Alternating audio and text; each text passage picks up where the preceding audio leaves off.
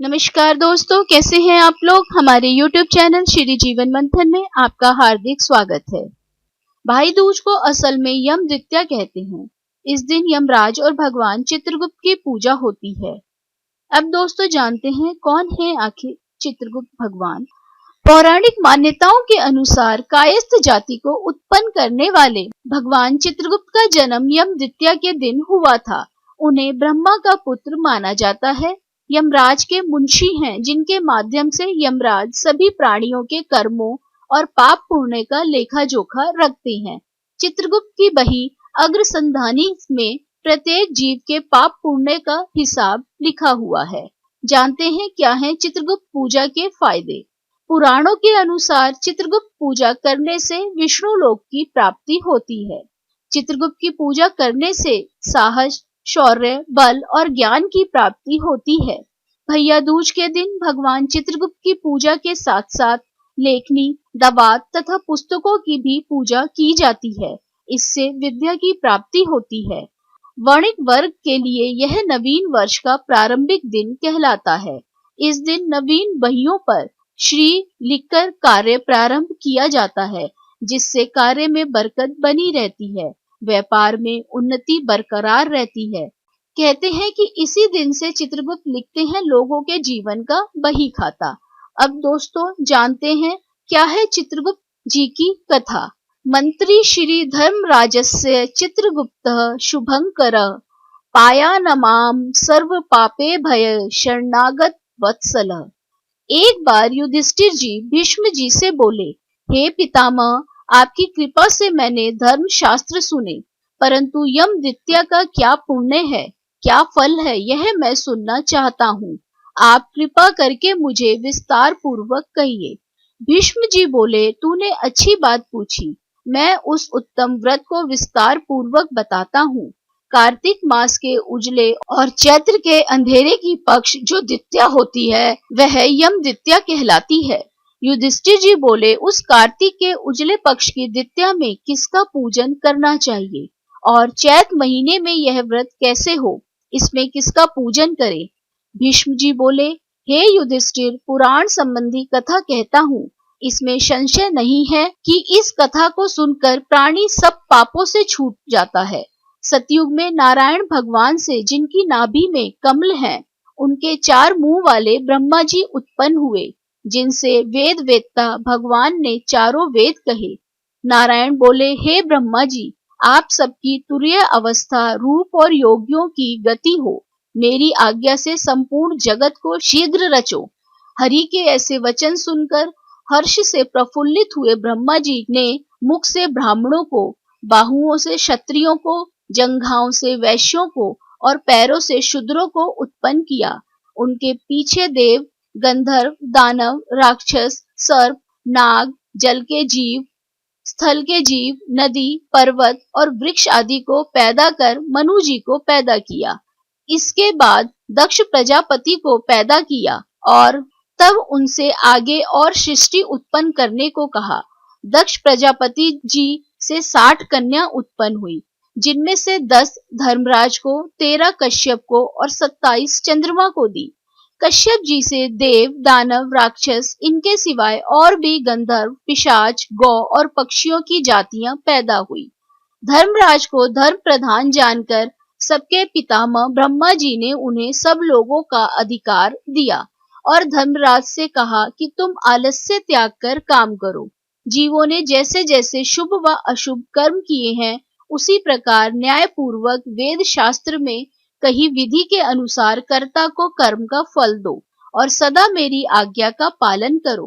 ब्रह्मा जी की आज्ञा सुनकर बुद्धिमान धर्मराज ने हाथ जोड़कर सबके परम पूज्य ब्रह्मा जी को कहा, हे प्रभु, मैं आपका सेवक निवेदन करता हूँ कि इस सारे जगत के कर्मों का विभाग पूर्वक फल देने की जो आपने मुझे आज्ञा दी है, वह एक महान कर्म है। आपकी आज्ञा शिरोधार्य कर मैं यह काम करूंगा कि जिससे कर्ताओं को फल मिलेगा। परंतु पूरी सृष्टि में जीव और उनकी देह भी अनंत हैं। देश काल, ज्ञात अज्ञात आदि भेदों से कर्म भी अनंत हैं। उनमें कर्ता ने कितने किए हैं, कितने भोगे, कितने शेष हैं और कैसा उनका भोग है, तथा इन कर्मों के भी मुख्य व गौण भेद से अनेक हो जाते हैं। एवं कर्ता ने कैसे किया, स्वयं किया या दूसरे की प्रेरणा से किया, आदि कर्म चक्र महागहन है। अतः मैं अकेला किस प्रकार इस भार को उठा सकूंगा। इसीलिए मुझे कोई ऐसा सहायक दीजिए जो धार्मिक, न्यायी, बुद्धिमान, शीघ्रकारी, लेख, कर्म में विज्ञ, चमत्कारी, तपस्वी, ब्रह्मनिष्ठ और वेद शास्त्र का ज्ञाता हो। धर्मराज की इस प्रकार प्रार्थना पूर्वक किए हुए कथन को विधाता सत्य जान मन में प्रसन्न हुए और यमराज का मनोरथ पूर्ण करने की चिंता करने लगे कि उक्त सब गुणों वाला ज्ञानी लेखक पुरुष होना चाहिए, उसके बिना धर्मराज का मनोरथ पूर्ण ना होगा। तब ब्रह्मा जी ने कहा, हे धर्मराज, तुम्हारे अधिकार में मैं सहायता करूंगा। इतना कह ब्रह्मा जी ध्यान मग्न हो गए। उसी अवस्था में उन्होंने 1000 वर्ष तक तपस्या की। जब समाधि खुली तब अपने सामने श्याम रंग, कमल नयन, शंख की सी गर्दन, गूढ़ शीर, चंद्रमा के समान मुख वाले, कलम दवात और पानी हाथ में लिए हुए महाबुद्धि, देवताओं का मान बढ़ाने वाले, धर्माधर्म के विचार में महाप्रवीण लेखक, कर्म में महाचतुर पुरुष को देख उसे पूछा कि तुम कौन हो। तब उसने कहा, हे प्रभु, मैं माता पिता को तो नहीं जानता, किंतु आपके शरीर से प्रकट हुआ हूँ, इसीलिए मेरा नामकरण कीजिए और कहिए कि मैं क्या करूं। ब्रह्मा जी ने उस पुरुष के वचन सुन अपने हृदय से उत्पन्न हुए उस पुरुष को हंसकर कहा, तू मेरी काया से प्रकट हुआ है, इससे मेरी काया में तुम्हारी स्थिति है, इसीलिए तुम्हारा नाम कायस्थ चित्रगुप्त है। धर्मराज के पुर में प्राणियों के शुभाशुभ कर्म लिखने में उसका तू सखा बन, इसीलिए तेरी उत्पत्ति हुई है। ब्रह्मा जी ने चित्रगुप्त से यह कहकर धर्मराज से कहा, हे धर्मराज, यह उत्तम लेखक तुझको मैंने दिया है, जो संसार में सब कर्म सूत्र की मर्यादा पालने के लिए है। इतना कहकर ब्रह्मा जी अंतर्धान हो गए। फिर वह पुरुष कोटि नगर को जाकर चंड प्रचंड ज्वालामुखी काली जी के पूजन में लग गया। उपवास कर उसने भक्ति के साथ चंडिका जी की मन से पूजा की। उसने उत्तमता से चित लगाकर ज्वालामुखी देवी का जप तथा स्तोत्रों से भजन पूजन और उपासना इस प्रकार की कि हे जगत को धारण करने वाली, तुमको नमस्कार है। महादेवी, तुमको नमस्कार है। स्वर्ग, मृत्यु, पाताल आदि लोक लोकांतरों को रोशनी देने वाली, तुमको नमस्कार है। संध्या और रात्रि रूप भगवती, तुमको नमस्कार है। श्वेत वस्त्र धारण करने वाली सरस्वती, तुमको नमस्कार है। सत रज तमोगुण रूप देवगणों को कांति देने वाली देवी, हिमाचल पर्वत पर स्थापित आदि शक्ति चंडी देवी, तुमको नमस्कार है।